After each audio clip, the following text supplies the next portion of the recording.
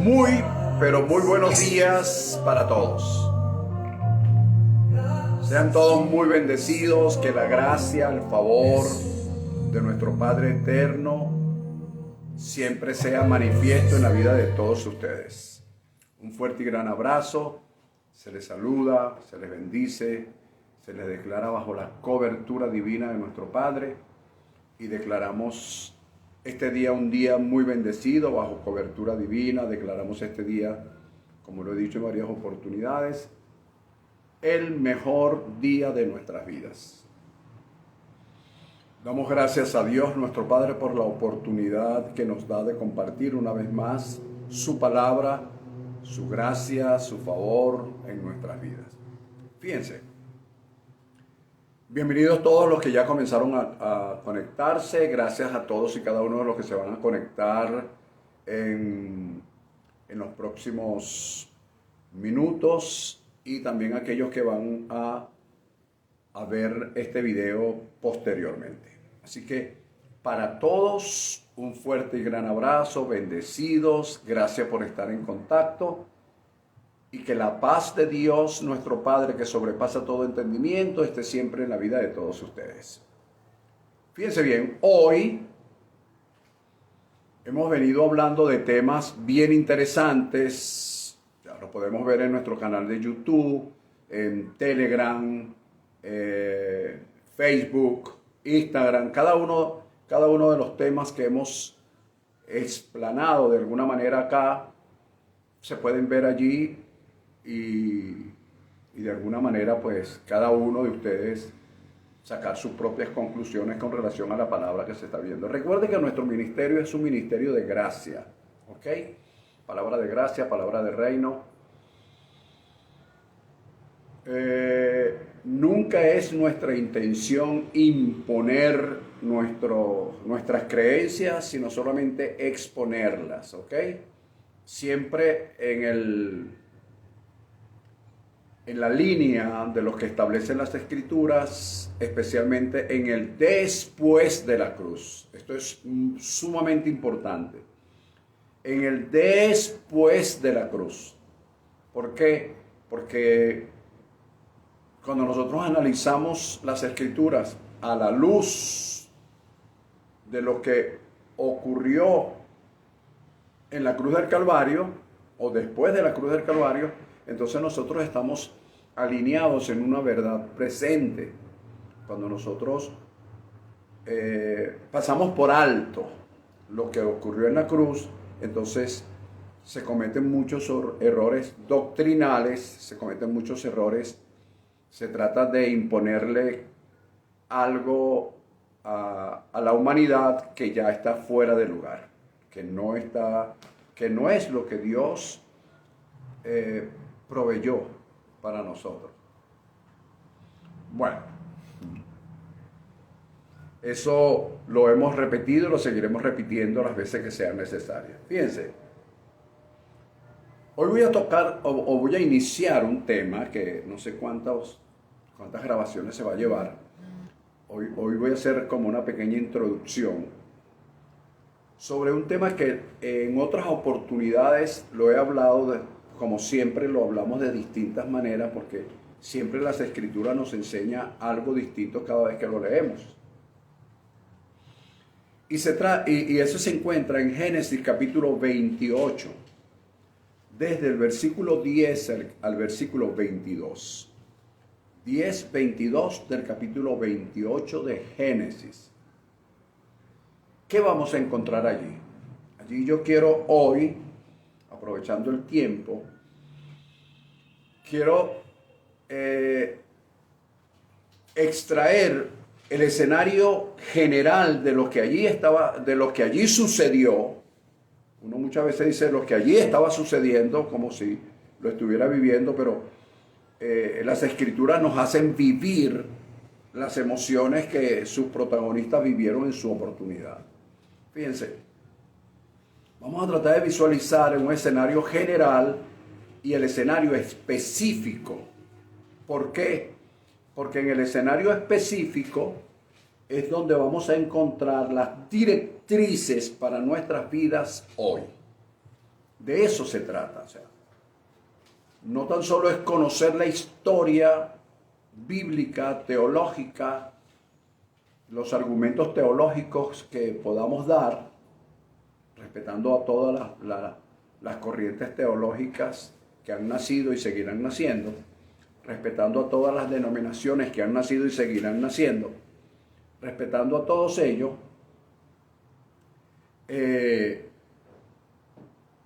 vamos a sacar los escenarios específicos para, de ese modo, cómo lo aplicamos en nuestra vida hoy, que es lo más importante, es lo que yo considero más importante. Porque de lo contrario viviremos una vida romántica, un gloria a Dios todo el tiempo, un aleluya, y una desaplicación de lo que Dios quiere para nosotros hoy, que es lo que yo considero realmente lo más importante. Es bueno saber teología, es bueno conocer la historia, conocer por qué, para qué, a quién le habló, por qué le habló, y todo lo que la hermenéutica puede enseñarnos, eso es excelente. Conocer sobre la homilética, cómo preparar un discurso, cómo preparar el mensaje, eso es excelente. Eso es válido en todo. Pero, ¿cómo transmito la enseñanza pura para que en este tiempo yo pueda visualizar y aplicar los principios establecidos en esas bases teológicas que hemos leído y aprendemos? Eso es lo más importante, porque estamos viviendo un mundo muy convulsionado, muy lleno de aristas que todo el mundo quiere enseñar. Las redes sociales se han vuelto una competencia entre ministerio y ministerio. El uno critica al otro, el otro critica al otro, el otro dice que ese no es, este dice que sí es, total que lo único que falta es que se agarren a golpes para imponer sus creencias, que esa no es la idea. Aquí lo que hay que exponer principios que establece Dios en su palabra como principio para el día de hoy, como verdad presente. Y vamos a iniciar entonces, capítulo 28 del libro de Génesis, versículo 10 al versículo 22. Si usted quiere ahondar más sobre el tema que hoy voy a ampliar, usted lee los versículos 25 en adelante del libro de Génesis y se va a dar cuenta de qué es lo que vamos a conversar el día de hoy. Fíjate. En ese capítulo 28 de Génesis comienza una historia bien interesante, que por supuesto tiene una génesis, tiene una razón de ser que se inicia, repito, en el capítulo 25. Yo estoy pasando al 25, el 26, el 27 y estoy llegando al 28. Es decir, hay 3 capítulos que me hablan de lo que aconteció y la razón de ser del capítulo 28. La razón de ser del capítulo 28 de Génesis, capítulo 28, 10 al 22, la razón de ser nace en el capítulo 25. ¿Ok? Bien, bueno, a lo mejor nace antes, pero el capítulo 25 es la amplitud. Voy a plantear 2 escenarios. 1, el escenario general, y 2, el escenario específico. Empecemos. ¿Cuál es el escenario general? El escenario general es que Jacob, ¿ok? Jacob está huyendo en ese momento, huye de la presencia de su hermano Esaú. ¿Por qué huye de la presencia de su hermano Esaú? Porque en el capítulo 27, versículo 41, Esaú juró, o por lo menos dijo, que mataría a su hermano Jacob. Las razones, desde el 25 en adelante lo podemos ver, las razones son que el señor Jacob, valiéndose de su habilidad natural, de su capacidad y su habilidad,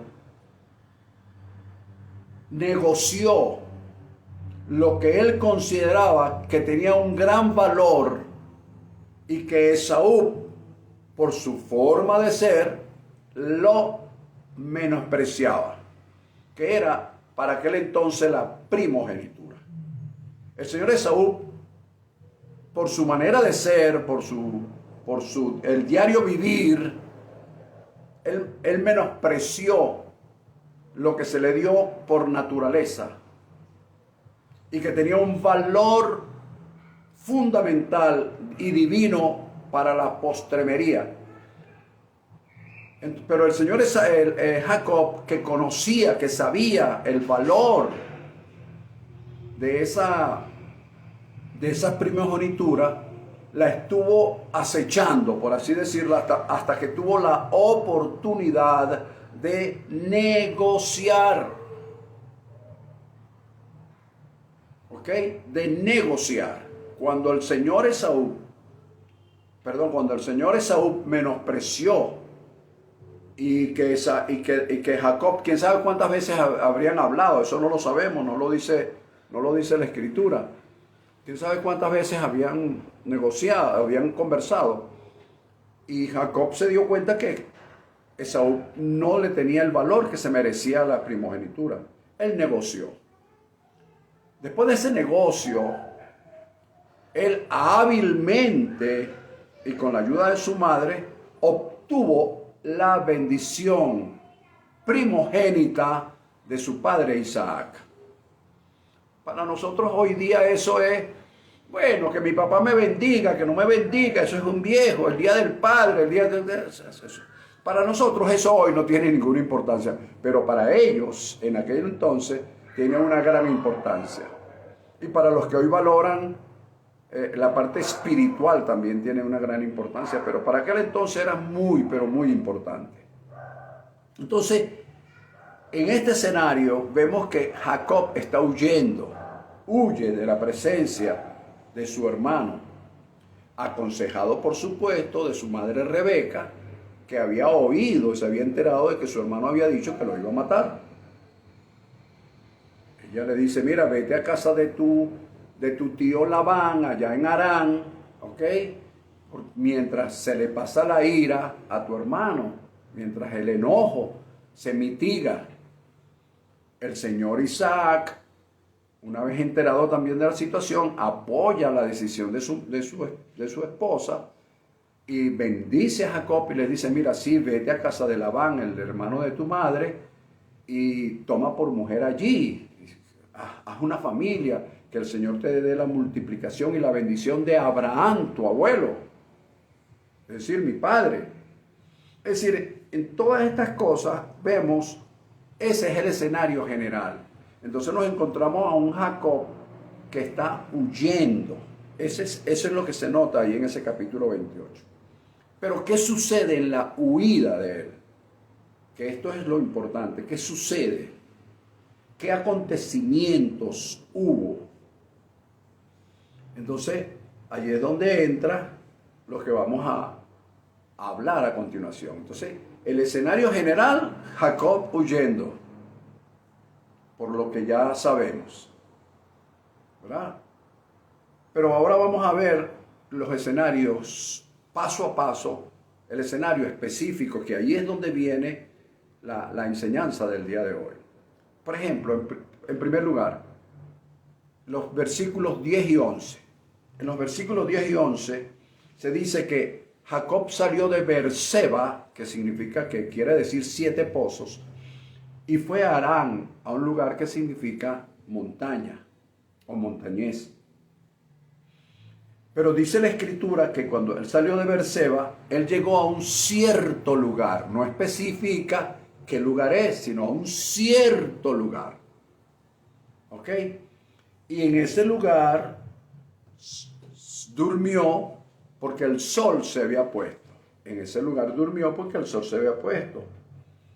Luego dice que tomó las piedras de aquel paraje y las tomó como cabecera, se acostó en aquel lugar. El versículo siguiente comienza diciendo que él soñó, tuvo un sueño.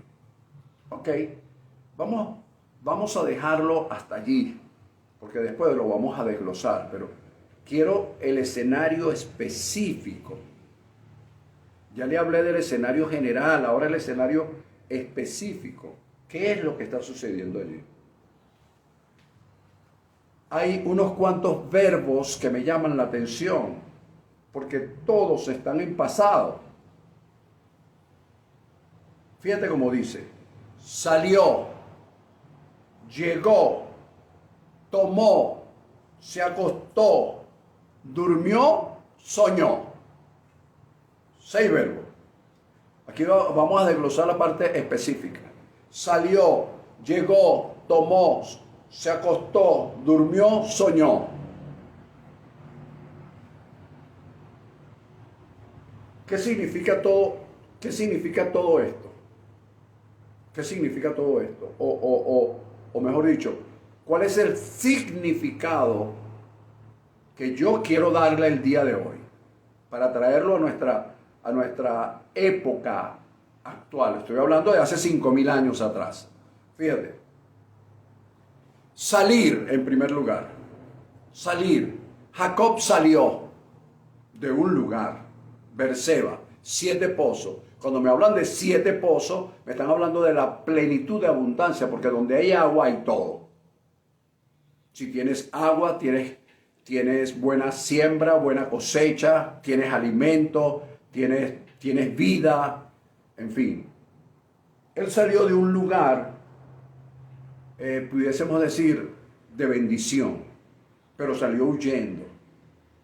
Hoy día, ahora vamos a traer eso hacia el mundo actual. La mayoría de la gente está hoy emigrando de un lugar a otro, especialmente Venezuela o los venezolanos. Los venezolanos estamos emigrando. Nunca antes en la historia había sucedido, pero está sucediendo. Está sucediendo. Noticia del momento. O sea, esto es noticias que rompen el celofán. O sea, esto no es que salieron los venezolanos. No, están saliendo. Están.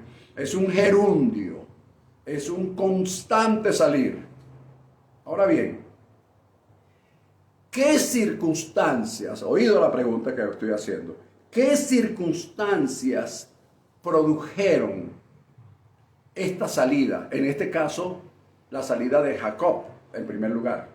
Nosotros sabemos que la salida de Jacob es que él estaba huyendo. ¿Pero estaba huyendo de qué? Huyendo de un peligro inminente. Muerte. Lo habían amenazado de muerte.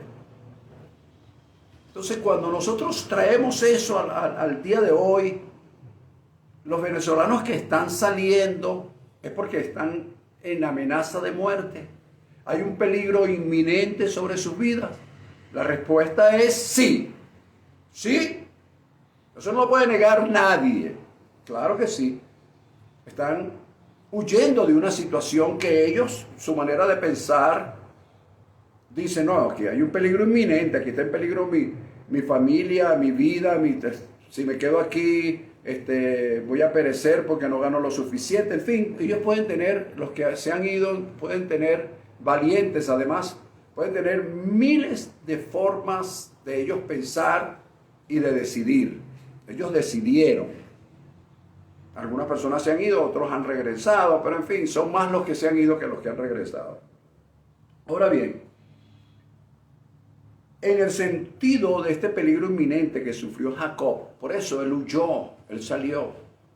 Ahora, ¿qué otras circunstancias pueden obligar a alguien a salir de un lugar de 7 pozos, de ese lugar donde hay fertilidad, ¿qué le puede?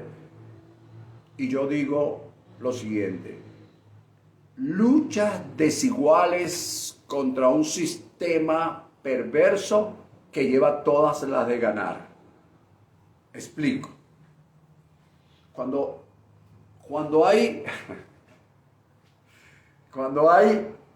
una situación X, cada quien la interpreta de alguna manera. Yo me quedo en Venezuela porque... Y otros, bueno, yo me quedo porque me quedo, pero nadie tiene por qué juzgar o condenar o señalar a alguien que tomó la decisión de irse por cualquier razón. Porque él consideró que había una lucha desigual. Esa es otra circunstancia. Luchas desiguales contra un sistema que no le brindaba garantías. Entonces, Jacob le está pasando por lo mismo. No hay este sistema en el cual yo estoy, dice Jacob, me imagino yo a Jacob analizando la situación y dice, me tengo que ir porque tengo una lucha desigual contra alguien que está acostumbrado a luchar. Yo no soy luchador, yo soy un hombre de tienda. ¿Ves?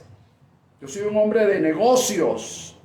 Él no es él es un luchador y yo contra él no puedo enfrentarme. Y esa lucha desigual, esa desventaja que tuvo, lo obligó a huir.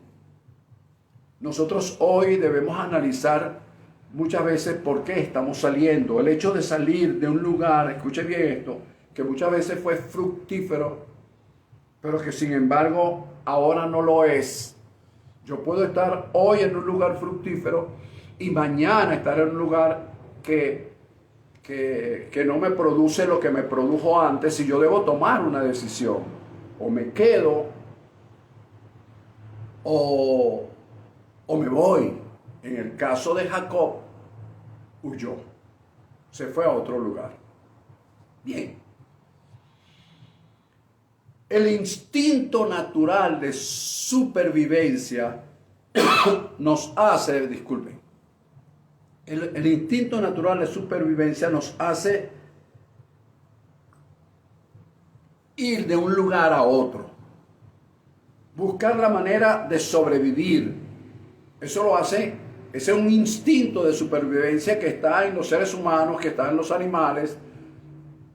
Cuando hay peligro inminente, la gente busca la manera de salir, de huir del lugar, y eso es razonable, eso es válido. Pero yo quiero decirte ahora, aplicando esto al tiempo de hoy, es el salir marca la finalización de una etapa, de un nivel. Sin embargo, eso no quiere decir que la pleroma en ese lugar, es decir, la plenitud en ese lugar se haya cumplido. El hecho de yo salir no significa que se haya cumplido el pleroma en mi vida. ¿De dónde saca usted eso, pastor? Porque yo quemé mis barcos. Lo que pasa es que nosotros no conocemos, decimos parte de la historia. Cuando se habla de quemar los barcos, cuando la gente toma como referencia, quemé los barcos. El quemar los barcos no significa que no regresarían. El quemar los barcos significaba que no iban a regresar en sus propios barcos, pero iban a regresar en los barcos del enemigo. Eso es parte de la historia universal como tal. Pero la gente dice, no, yo quemé mis barcos. Como que si ahí se acabó todo. No. Quemaron los barcos y la única manera de regresar era en los barcos de los enemigos. Es decir, obligatoriamente tenían que ganar la batalla para despojar al enemigo de sus barcos para regresar en los barcos de ellos. Eso es lo que significa realmente quemar los barcos. Pero quemar los barcos no es radicarse. Ojo con eso porque nosotros somos muy dados a interpretar las cosas así de manera light, porque como la gente lo dice, lo repiten y nadie lo analiza, entonces no la pasamos repitiendo cosas que no aplican para nuestras vidas propiamente dicho. El caso de Jacob, más adelante vamos a estudiar que Dios le dice a Jacob, te traeré de nuevo a esta tierra. ¿Ves? Él tomó la decisión de irse, pero Dios toma la decisión de traerlo. Yo sé que eso no le va a gustar a muchos, pero es que yo no estoy diciendo aquí las cosas para que les guste, estoy diciendo las cosas porque es lo que establece la Escritura como principio. Entonces, se finaliza una etapa. No obstante, como dije antes, es posible que la pleroma, la pleroma de Dios en ese lugar no haya finalizado. Es decir, el fin de una etapa no significa que la plenitud, que sea la plenitud, porque pueden quedar muchas aristas, escucha, muchas aristas que cumplir, y eso se lo dejamos a Dios nuestro Padre de acuerdo al propósito que Él tenga para con nosotros. ¿Lo ves? Jacob huyó de un lugar de abundancia a un lugar que él no sabía qué era. Simplemente tenía la referencia que era de su tío. Pero Dios le dijo, yo te volveré a traer aquí. Es decir, marca las etapas de tu vida. Marquemos las etapas de nuestras vidas. Se termina una etapa, no se termina la pleroma del objetivo como tal. Es como cuando tú tienes un proyecto y lo divides en varias etapas y dices, la primera etapa haré esto, en la segunda haré esto, en la tercera haré esto. Ellos en aquel entonces no tenían la facilidad de preparar proyectos como nosotros hoy la tenemos, pero indudablemente que Dios lo estaba haciendo por ellos. Entonces, este señor cumplió una etapa y salió con un destino de Beerseba a un lugar llamado Harán. Nosotros podemos marcar un destino. Sin embargo, aquí me dice la Escritura que él llegó a un cierto lugar, es decir, él no llegó al destino que tenía planeado. Llegaría después, pero en este momento del cual yo estoy hablando, él no llegó a su destino. Él llegó a una parte del camino que ni él mismo sabía dónde estaba. Y que la Escritura también no nos los dice. Entonces, otra etapa que puede suceder, otra forma en que nosotros culminemos una etapa, es el desamor. Hoy día existe, desde hace ya varios años hacia acá, por sentencia del Tribunal Supremo de Justicia, Sala de Casación Social o Civil, el divorcio por desamor, desafecto se llama. ¿Ok? Entonces, ¿qué sucede allí? Se acabó el amor. ¿Viste? Se terminó una etapa.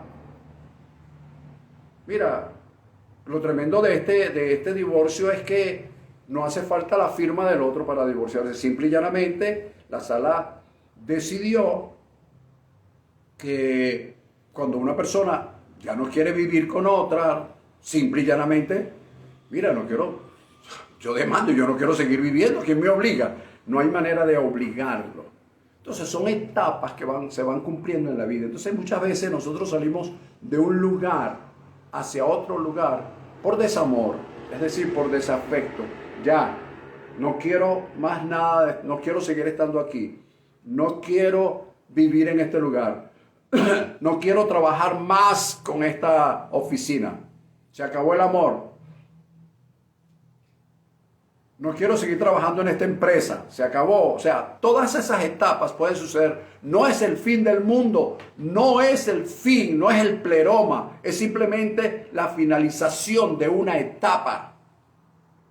Y eso es lo que quiero que entendamos. Salimos porque es la finalización de una etapa. No está culminando el proceso, la pleroma de Dios en nuestras vidas, pero sí esa etapa, ese momento. En el griego, que no es lo que quiero hablar hoy, porque cada vez que menciono una palabra en griego, la gente se concentra en la palabra y pierde el análisis de lo que estamos haciendo. Entonces, se terminó. Es un teros de Dios. Se acabó. Esta etapa se terminó. Entonces, mucha gente sale porque una etapa finaliza en su vida. No finaliza su vida en el lugar, pero sí la etapa de su vida en ese lugar. Oye, espero que esto...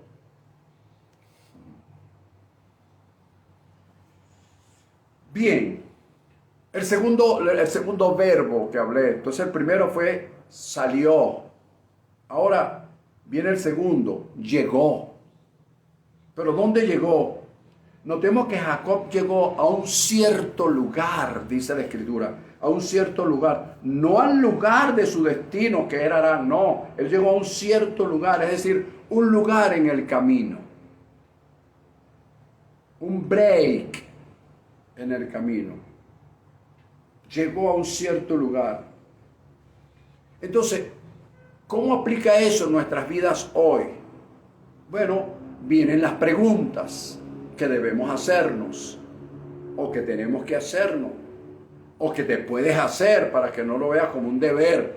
Porque muchas veces cuando nos dicen, tú debes hacer tal cosa, nos molestamos porque al ser humano no les gusta que le estén imponiendo cosas. Yo no explico cómo al ser humano no les gusta que le impongan cosas y acepta un imperialismo sobre su vida.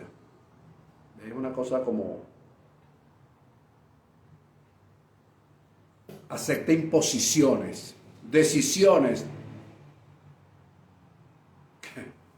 Ya va, pero ¿quién eres tú para que estés imponiendo cosas sobre mi vida? Bueno, llegó. La pregunta que yo me hago, ¿en qué lugar estamos hoy? ¿En qué nivel? ¿En qué etapa de nuestras vidas? Nos hacemos esa pregunta. ¿Cómo está nuestra salud? Una etapa. ¿Cómo está nuestra relación de parejas? ¿Cómo está nuestro matrimonio?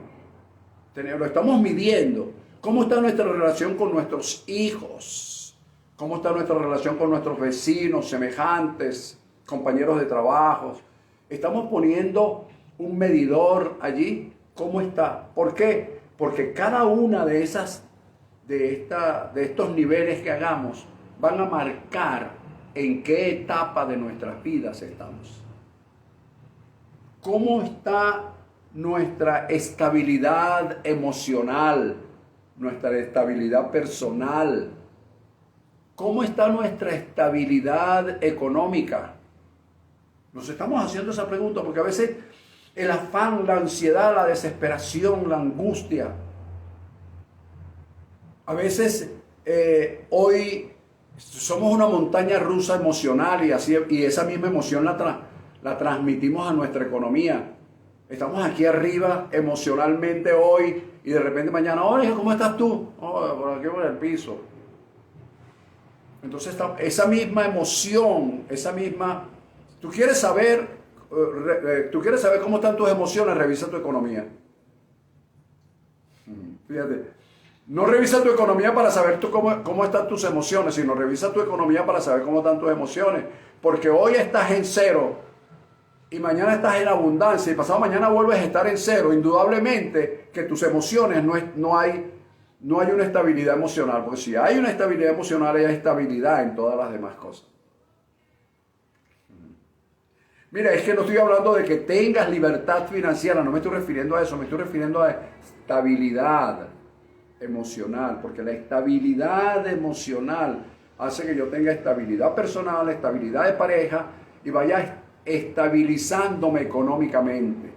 Esto es para esto, esto es para esto, esto es para esto, porque la estabilidad económica no es tener en abundancia, sino de lo que tenga, sino establecer mi vida con lo que tengo disponible. Eso es estabilidad.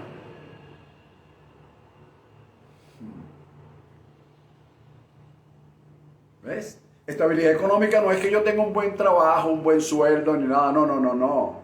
Sino que cuánto tengo, qué hago con lo que tengo. No volverme loco cuando tengo 4 o 5 lochas en el bolsillo.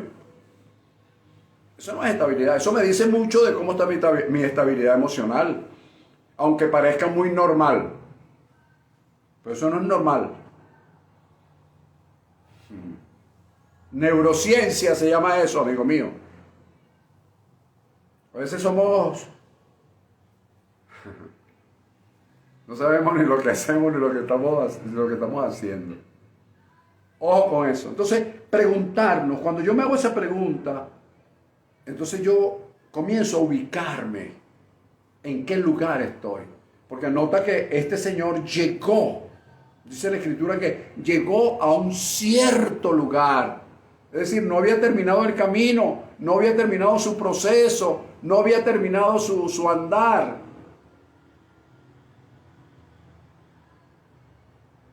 Entonces, nos corresponde a nosotros, escribí hace rato, nos corresponde a nosotros revisar dónde estamos.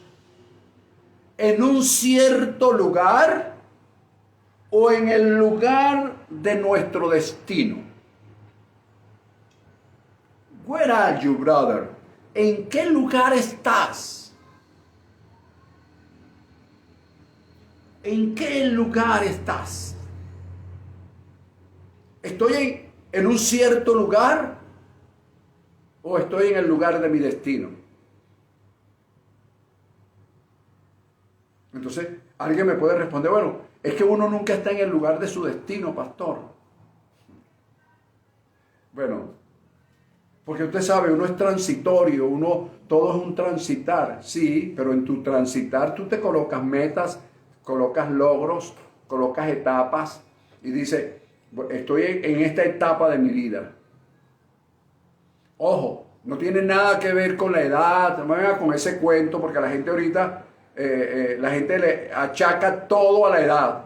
No, pero ya, yo conversaba con personas ayer que me decían, no, chico, ya yo tengo 60, ya, ¿qué voy a hacer, chico? Imagínate tú, personas que están esperando la muerte. Y otros dicen, no, estamos en la recta final, ya se acabó. ¿Cómo sabes tú?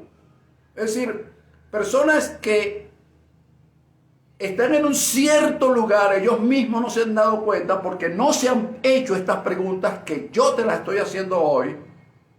Y que si somos serios y responsables con nuestras vidas, nos las haríamos.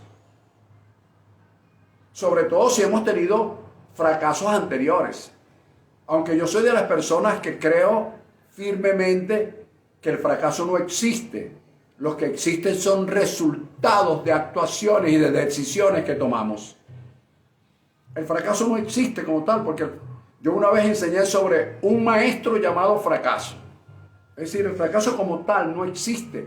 Existe es resultados a acciones y decisiones que tomamos.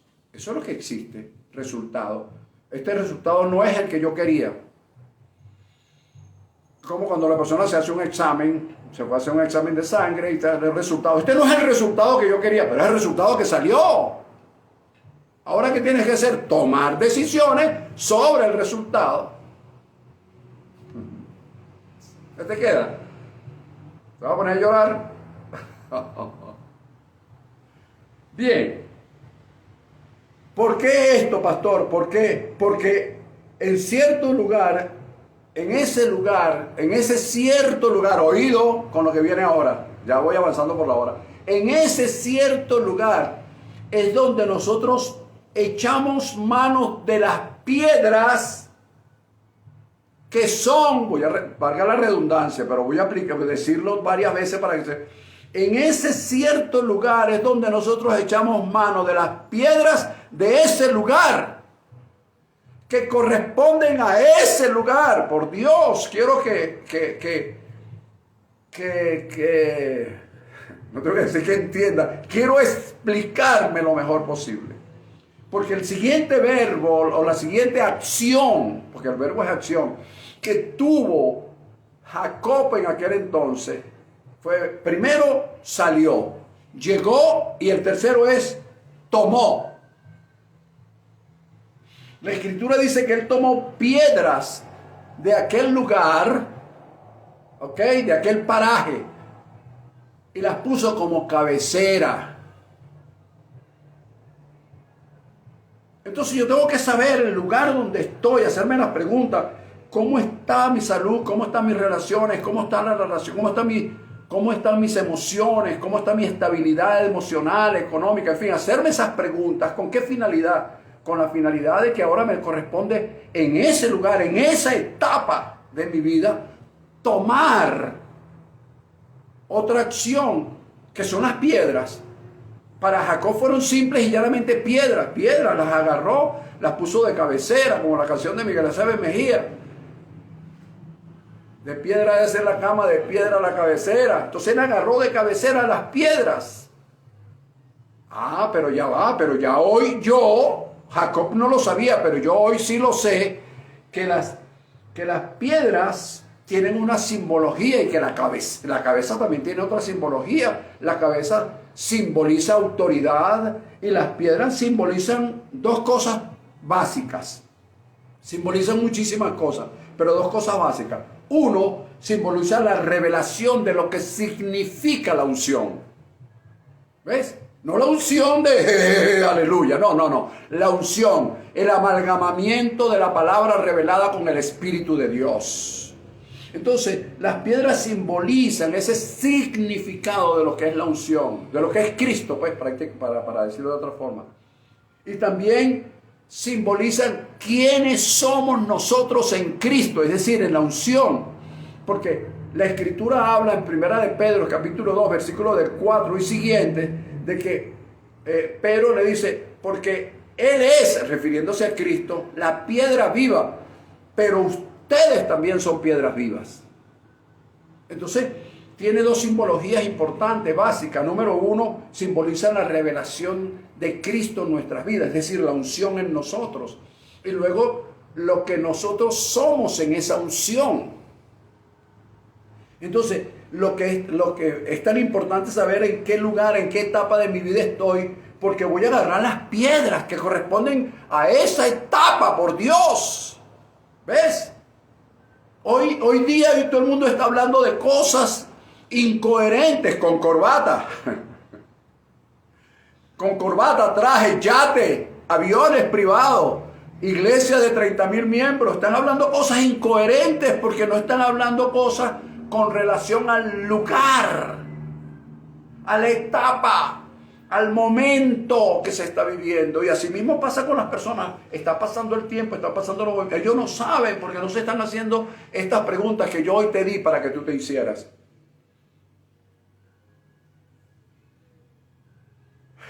Y aquí viene esto. Si entendemos el símbolo, el entendimiento de lo que es la simbología nos lleva a la revelación.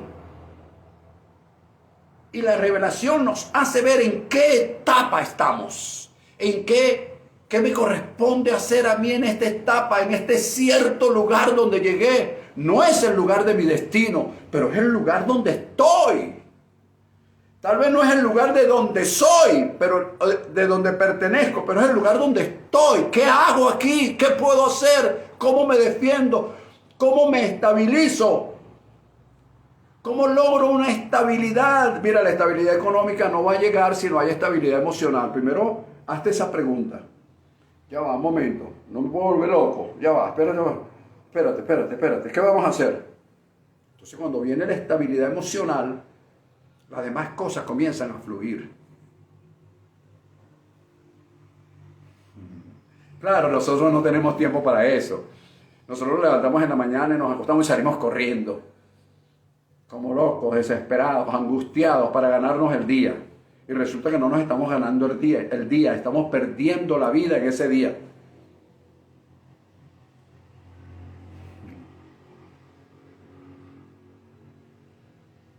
Bien. Entonces, salió, llegó, tomó. ¿Qué tomó? Las piedras. ¿Y qué significa piedra? La palabra revelada. La tomé, ¿para qué? Para ese lugar. Porque no era para otro lugar. Porque si hubiese sido para otro lugar, en el otro lugar Dios me lo hubiese revelado. No fue para ese lugar. No fue para ese momento, es para este momento. ¿Qué hago con eso? Entonces, en el lugar donde estás, en el nivel donde estás, revisa cómo está para que la revelación, para que puedas tomar de las piedras y aplicarla en ese lugar. Fíjate que él tomó entonces las piedras como cabecera y la Escritura dice que se acostó. ¿Viste? El otro verbo, 4, se acostó. Salió, llegó, tomó, se acostó. Ahora, ¿qué significa el haberse acostado? Fíjate que se acostó, no significa que se durmió, porque si se hubiese dormido, lo dijera, se acostó y se durmió, pero se durmió. Hubo una etapa un espacio entre el acostarse y el dormirse. Y después hubo una etapa entre el dormirse y el soñar. Son dos cosas, son tres etapas que nosotros no la vemos porque creemos que son simultáneas. No son simultáneas. Hay transición entre una y otra. Entonces se acostó. La palabra acostarse simboliza reposo. Estar quieto, dijo el Señor. Estén quietos y conozcan que yo soy el Señor. Estén quietos. El estar quieto no significa stop, congelados. No. Eso no es lo que simboliza. El estar en reposo es entrar en una dimensión. Oye, hermano, mira, como la película El Día de la Independencia parte 1, hace muchos años que la pasaron. Los que tuvieron la oportunidad de verla, hubo una nave que llegó al espacio donde los extraterrestres de aquella época tenían el control. Y la nave quedó en el limbo, sin control. Ellos no la podían manipular desde adentro. Y el sabiondo de aquella época dijo, tranquilo, yo contaba con esto. ¿Lo ves? Entonces, entrar en el reposo es dejar que las cosas fluyan y no que yo las force a que salgan. Eso es entrar en el reposo. Entonces, estar en el reposo significa estar despierto. Te lo voy a decir de la manera que lo ve el apóstol Pablo y por supuesto una generación posterior al apóstol Pablo que yo represento. Fíjate, 1 Corintios 16, versículo 13 al 14, lo que significa para mí estar en el reposo. Entrar en reposo es estar, como dijo Pablo, velar. Es estar en un estado de vigilancia constante, en la expectativa. Algo va a suceder, algo se ha de manifestar. Y yo estoy en reposo pero pendiente. Es decir, no estoy desesperado, pero mi mirada está puesta en la unción. Mi mirada está puesta en Cristo, mirando cada movimiento. ¿Qué quieres? ¿Qué tienes?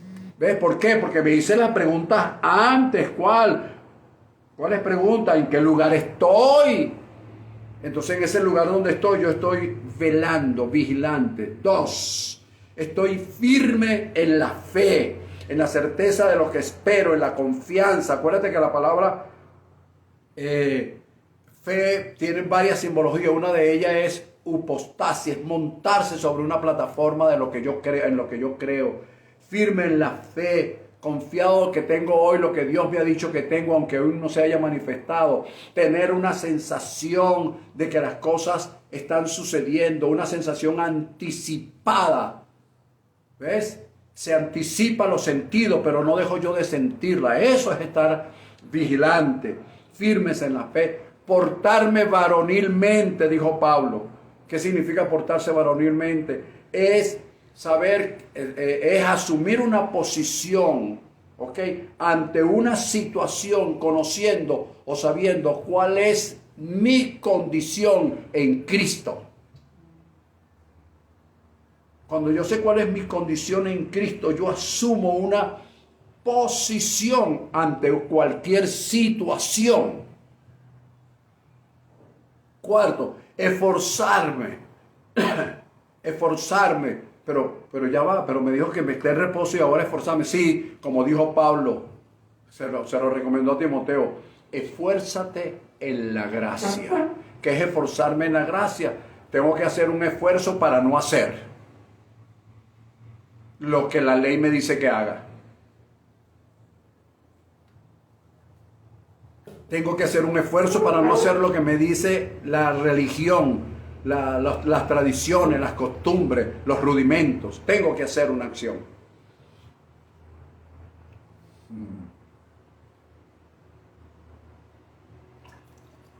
Y por último, número 5, lo que significa estar acostado en reposo, hacer todas las cosas que haga con amor, porque cuando las hago con amor, y el amor no es andar por ahí como la gata cariñosa, no, con amor es el concepto de amor que todo lo puede, que todo lo soporta, que todo lo espera, que todo lo cree. En ese concepto, en esa concepción hago las cosas. No por ahí como la gata cariñosa, ay, gloria a Dios, aleluya, bendito sea el Señor. Ay, hermano, no. Es saber de qué estoy hablando, de quién estoy hablando, en qué etapa estoy hablando, cuál es mi capacidad en esa etapa, qué revelación tengo yo de esa etapa que me corresponde vivir.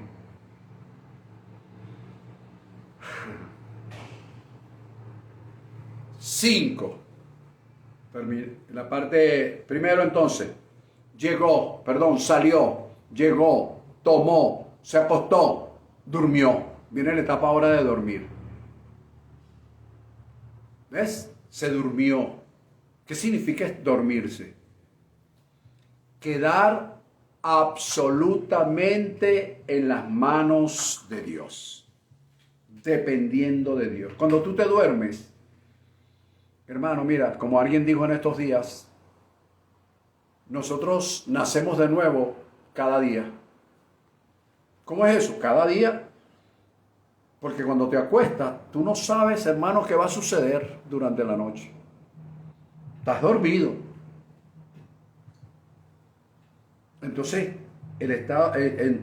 dormir significa entonces entrar en una dependencia absoluta de Dios. Ahora volvemos otra vez con los verbos. Con esto termino. Continuamos el próximo domingo. No te lo pierdas. Fíjate. Entonces vamos a llevarlo ahora, no como que si sucedió con Jacob, sino que está sucediendo con nosotros hoy. Es salir de un lugar, es llegar a otro lugar, que yo debo preguntarme qué lugar es tomar de ese lugar la revelación que me corresponde para ese lugar. Cuarto, acostarme, es decir, entrar en el reposo de la revelación recibida. 5, dormir, es decir, entrar en la dependencia absoluta de Dios. Y cuando esas 5 cosas convergen, entonces viene el sueño de Dios. ¿Ves? No esos sueños que se la pasa a la gente. Ay, anoche soñé, bendito, que me llevaron a las 7 pailas del infierno. ¿Cómo te van a llevar a la 7ª paila del infierno si tú eres un hijo de Dios? Explícame eso, yo quiero que me lo expliques, porque ¿cómo siendo hijo de Dios tú vas a las 7? Ay, que Dios me mostró cómo se morían las almas. Pero ¿cómo se van a morir las almas en un infierno cuando hubo un hombre que murió en la cruz del Calvario, vivió su propio infierno para que tú no lo vivieras? Por favor, ya dejemos esas fantasías de Dante. Por favor. Ya, está bueno. Entonces, todo lo anterior genera el sueño de Dios en tu vida. Es decir, un sueño dado por Dios. ¿Ves? Entonces, ahí es donde viene el sueño de Dios. Lo que Dios quiere mostrarme. Lo que Dios quiere hacer conmigo. ¿Por qué? Porque yo salí de un lugar que era muy productivo, pero que llegó un momento en que no produjo. Pero ahora llegué a un soy, qué tengo, cómo está mi salud, cómo están mis relaciones, cómo está mi economía, cómo están mis emociones. Me pregunté. Luego, después de eso, yo tomé en ese lugar la revelación de Dios, las piedras. ¿Ves? La cabecera, la autoridad. Tomé la revelación en la autoridad que Dios me ha dado y me dije a mí mismo, ¿qué significa todo esto? Y cuando comencé a hacerme la pregunta de qué significa, entendí la simbología, y al entender la simbología me llegó la revelación. Y cuando me llegó la revelación, entonces reposé, entré, me acosté. Pero no significa que me acosté y me dormí inmediatamente, no, sino que me mantuve en un estado de alerta, en un estado firme en la fe, portándome varonilmente, esforzándome en la gracia y haciendo todas las cosas con amor. Cuando todas esas cosas sucedieron, me dormí. ¿Qué significa que me dormí? empecé en una dependencia absoluta de Dios y dije, Señor, de aquí en adelante eres tú quien tomas el control. Y cuando yo hice todas estas cosas, entonces vino el sueño de Dios. Entonces ahora, cuando viene el sueño de Dios, lo que Dios me muestra en sueño, eso es su voluntad para la próxima etapa que me corresponde vivir. Ahí te dejo eso, papá. Tómalo, revísalo, medítalo, sácale puntas. Si eres un maestro de la palabra, sácale más, llévalo más a profundidad, aplícalo en tu vida y déjame decirte que la nueva etapa de tu vida, estés en el lugar donde estés, será muy fructífera, muy productiva, muy llena de gozo, de satisfacciones y de muchas bendiciones, porque así lo quiere Dios. Te declaro muy bendecido. Nos vemos la próxima semana, porque así lo quiere Dios. Y mantengámonos en esta semana firmes en la fe, portándonos varonilmente, sin dejar de velar, esforzándonos donde tengamos que esforzarnos y haciendo todas las cosas con amor. Los declaro bendecidos, un fuerte y gran abrazo. Nos vemos la próxima semana.